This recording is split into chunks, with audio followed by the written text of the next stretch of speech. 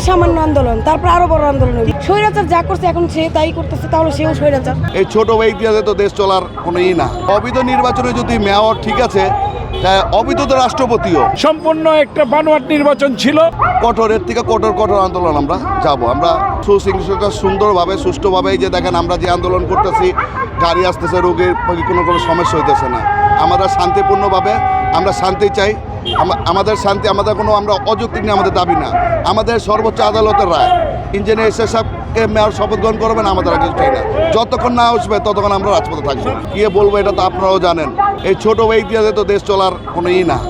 তারাই এই তালবাহানা, তারা যতই ষড়যন্ত্র করে কোনো লাভ নেই। ঠিক আছে, ষড়যন্ত্র করে কোনো লাভ নেই, ষড়যন্ত্র সব নিঃসাত হয়ে যাবে। কিন্তু নির্বাচনে যদি মেয়র ঠিক আছে, অবৈধ তো রাষ্ট্রপতিও, তাই তিনি যে উপদেষ্টা হয়েছেন, তিনি এই রাষ্ট্রপতির কাছে আবার শপথ গ্রহণ করলেন কি করে? তিনিও তো অবৈধ।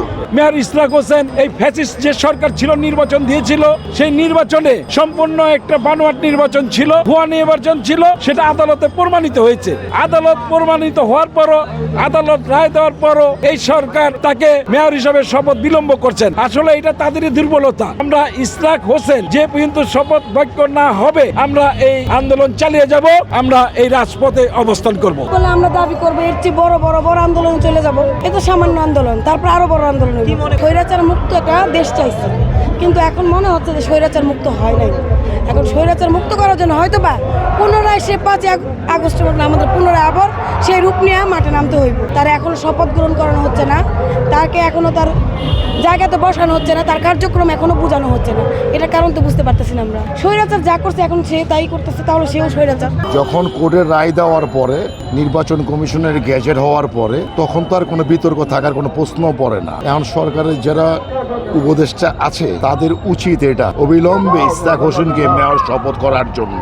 এটা ঢাকাবাসীর দাবি, এটা আমাদের দাবি। সরকারের প্রেতাত্মারা যে দুর্নীতি করছে সেগুলি প্রকাশ পেয়ে যাবে জাতির কাছে। ঢাকাবাসীকে যে রাজস্ব আদায় করার পরে যে লুটপাট করছে, রাজত্ব তৈরি করেছিল, সেগুলি প্রকাশ পেয়ে যাবে, তাই তারা ভয় পাচ্ছে।